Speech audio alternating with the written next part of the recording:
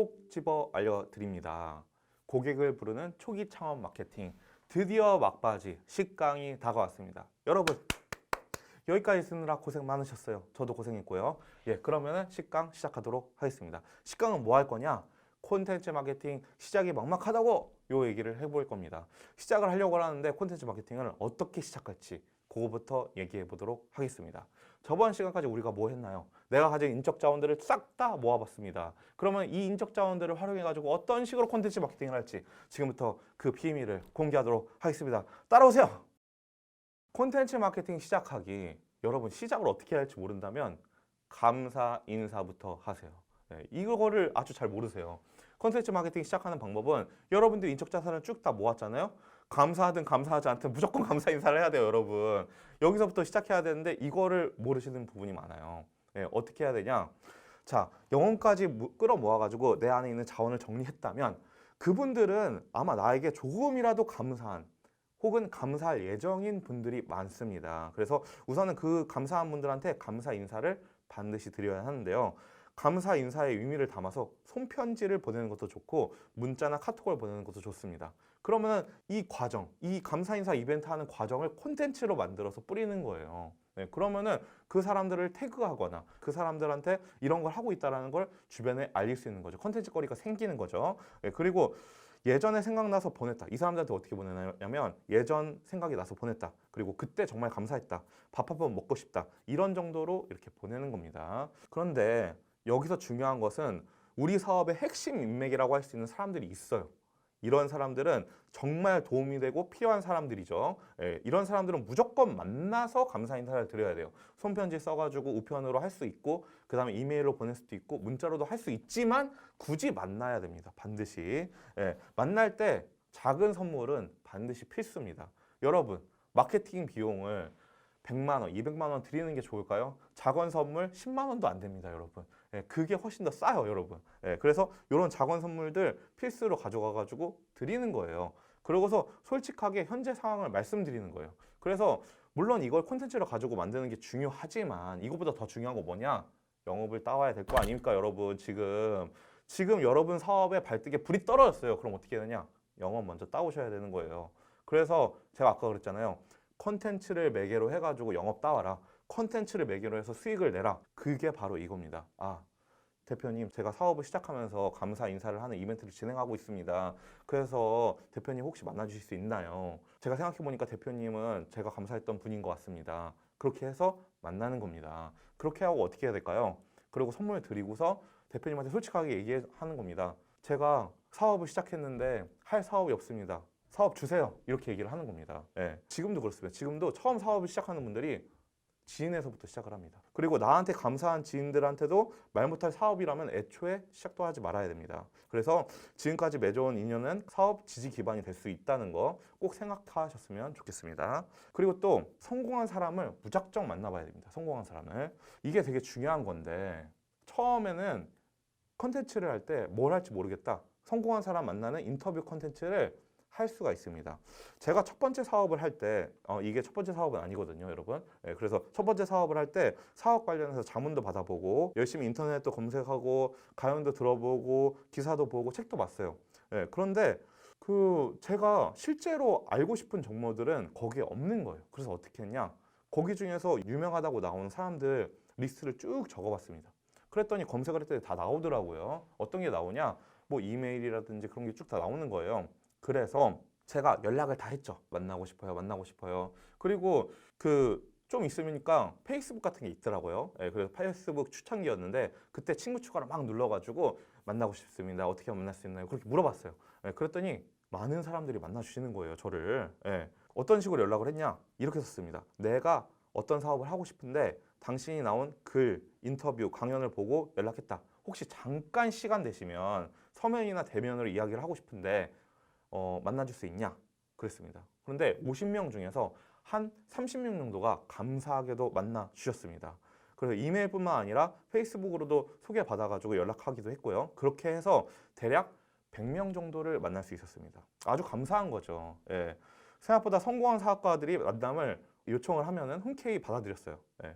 그리고 이제 사회적 기업 소셜벤처라면 더 많이 받아주셨고요. 예, 그래서 참 감사한 일입니다. 그리고 이렇게 만났을 때 그냥 만나는 게 아니라 그 사람들과의 만남을 사진으로 찍어가지고 보여준다든지 그 다음에 인스타그램이라든지 페이스북에 올린다든지 그 사람들이랑 했던 말 중에서 감명 깊었던 얘기들을 거기다가 써서 올리기 시작한 거죠. 그랬을 때 어땠을까요? 사람들이 굉장히 좋아했습니다. 특히 잘 알려진 사업가라면 저희한테 너 이런 사업가도 알고 있냐? 이렇게 메시지를 받기도 했습니다. 실제로도 작년 초에 들었던 교육 사업이 있었습니다. 베스트셀러 작가한테 제가 교육을 들었었는데 그 작가분한테 제가 얘기를 했어요. 혹시 인터뷰 영상을 한번 찍어주실 수 있냐? 그래서 인터뷰 영상을 찍었거든요. 그리고서 유튜브에 올렸습니다. 그때 사람들이 많이 얘기를 했어요. 이런 사람을 어떻게 만났냐? 그러면서 영업이 많이 들어오기도 했습니다. 이런 사람 인터뷰 찍은 것 같이 우리도 영상을 찍어줄 수 있어? 이렇게 말이죠. 정말 감사한 거죠. 그래서 내가 할 사업 분야의 관련 기업, 경쟁 기업, 이제 관련 사업 분야가 아니더라도 내가 관심 있는 기업인이라면 다 만나보시는 거를 추천해 드립니다. 그래서 플랫폼에도 SNS 주소나 회사 이메일 주소 등을 찾아볼 수가 있거든요. 그래서 찾아서 리스트를 만들어서 반드시 만나보세요. 그리고 여기에서 되게 중요한 게 있습니다. 중요한 건 뭐냐면 이미 공개된 정보들을 전부 다 알고 가야 된다는 겁니다. 무슨 말이냐? 예를 들어가지고 내가 생각할 때 우리 사업에 굉장히 중요한 성공한 사업가를 만나러 가요. 그런데 이 정보가 다 공개된 정보예요. 정보만 물어본다면 그건 소용이 없는 거예요. 그럼 인터넷 찾아보면 되지. 가면 보면 되지. 뭐하러 만납니까? 그러니까 나는 그 사람을 만날 때에는 적어도 그 사람이 어떤 정보를 가지고 있는지 그 사람이 옛날에 언론에 노출됐거나 강의를 했던 것들을 다 찾아보고 다 알고 가야 돼요. 거의 그냥 인터뷰하는 기자가 됐다고 생각하세요. 그러고서 다 조사를 하고 이 기업에 대한 조사도 하고 가야지 이 만남이 훨씬 더 뜨거워지고 이 만남이 더 뜻깊어질 수가 있습니다. 그리고 내가 원하는 정보도 알 수 있고 더 중요한 건 뭐냐? 이분한테 영업을 딸 수가 있어요, 여러분. 자, 그리고 콘텐츠로 무엇을 해야 되냐? 콘텐츠로 영업 명분을 만들어야 됩니다. 제가 이거 계속 얘기했던 건데 처음 모르는 사람을 만나려면 부끄러워요. 예를 들어가지고 제가 만나고 싶습니다. 이렇게 하는 것보다 제가 이런 콘텐츠를 하고 있는데 혹시 만나줄 수 있어요? 라고 하는 게 훨씬 더 좋은 겁니다. 그리고 명분도 되는 겁니다. 그래서 요즘은 어떤 시대냐? 1인 크리에이터 시대 아닙니까? 그래서 누구나 유튜브하고 블로그하고 페이스북하고 이런 시대예요. 뉴스레터도 하고요. 그리고 오마이뉴스 같은 곳에 가입을 하면은 내가 시민 기자로도 활동을 할 수가 있잖아요. 그렇기 때문에 명분을 하기가 굉장히 좋습니다. 그래서 초기 기업이 콘텐츠를 만들 때에는 두 가지를 반드시 생각해야 되는데 그 두 가지가 뭐냐? 첫 번째로 우리 고객한테 실질적으로 도움이 되는 콘텐츠여야 된다.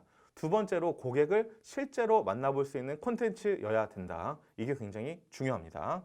저희 플랜킷의 예를 한번 들어볼게요. 플랜킷은 소셜벤처 스타트업 초기 창업자를 위한 뉴스레터라고 이제 뉴스레터를 정했어요. 그래서 플래터라는 이메일 뉴스레터를 만들었습니다. 이 콘텐츠를 이메일로 일주일에 한 번 이상 정기적으로 정기 구독자들한테 필요한 정보를 보내줬습니다. 이 정기 구독자들은 처음에 누구였습니까? 당연히 우리가 처음에 수집한 그런 이제 내 안의 데이터베이스, 우리 자산들이었겠죠. 이 분들한테 처음에 보내줬어요. 이때 가장 중요한 거는 이분들한테 수신 거부할 수 있는 권리를 줘야 돼요. 왜냐면은 내 지인들이지만 이 사람들도 싫을 수 있잖아요. 내 컨텐츠가 싫을 수 있어. 그렇기 때문에 반드시 수신 거부할 수 있는 권리를 줘야 됩니다. 그리고 고객 관점에서 회사 광고가 아니라 정말 필요한 컨텐츠여야 됩니다.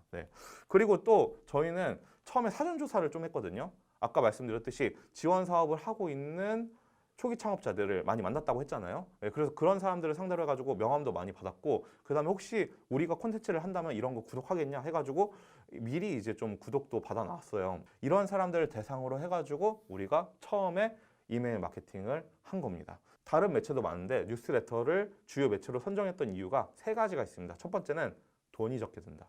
다른 광고에 비해서, 다른 마케팅에 비해서 돈이 적게 들고, 두 번째로는 생각보다 우리의 주요 고객들이 이메일을 많이 열어본다. 이게 두 번째였습니다. 그리고 세 번째로 메일침프나 스티비를 이용하면 데이터 분석이 누구나 손쉽게 가능하다. 이 데이터 분석이라는 거는 누가 얼마나 열어봤는지, 그 다음에 어떤 사람이 열어봤는지 그걸 알 수 있는 겁니다. 지금까지 제가 이제 뉴스레터를 주요 매체로 선정했던 이유에 대해서 얘기를 해봤는데요. 저희는 이렇게 뉴스레터를 주요 매체로 선정했지만 저희 입장에서 필요한 매체를 선정한 거고요. 여러분들이 필요한 매체는 무엇인지, 우리 회사한테 맞는 매체는 무엇인지를 생각을 해보시고 그 매체의 특성을 한번 살펴보시면 좋아요. 그래서 매체의 특성 같은 경우는 요즘 같은 시대에는 구글링 하거나 이제 네이버에 보면은 다 알 수 있는데, 제가 처음에 말했던 특성이 아예 그렇거든요. 예를 들어서 난 글을 많이 쓴다. 그럼 브런치라든지 블로그, 페이스북이 훨씬 좋고요. 그리고 난 사진을 많이 찍는다. 그러면은 인스타그램이 훨씬 좋습니다. 나는 영상을 많이 찍을 수 있다. 그리고 우리 사업 같은 경우는 영상 중심의 사업이다. 이런 거는 이제 유튜브 같은 게 좋겠죠. 그런데 처음에는 돈을 많이 들이지 말고 뭐 장비 같은 거 많이 사지 마세요. 그냥 찍고 실행하세요. 그리고 그 매개로 해서 영업부터 하세요. 그게 가장 좋은 방법이다. 그리고 가장 중요한 거, 첫 번째부터 10가지 강의를 마무리하면서 제가 가장 중요한 거 한 가지를 말씀드리면, 일단 실행해야 됩니다. 실행도 안 하고 생각만 하시다가 사업 끝나시는 분들이 너무 많습니다. 그래서 제가 알려드린 방법들, 여러 가지 방법들 말씀드렸는데, 일단 실행하셔서 영업부터 하세요. 영업이란 무엇이냐? 회사 수익에 영향을 미칠 수 있는 그 사업을 지금부터 실행하셨으면 좋겠습니다. 자, 그러면 고객을 부르는 초기 창업 마케팅 1강부터 10강까지 마무리하도록 하겠습니다. 그러면 지금까지 강의 듣느라 고생 많이 하셨습니다. 감사합니다.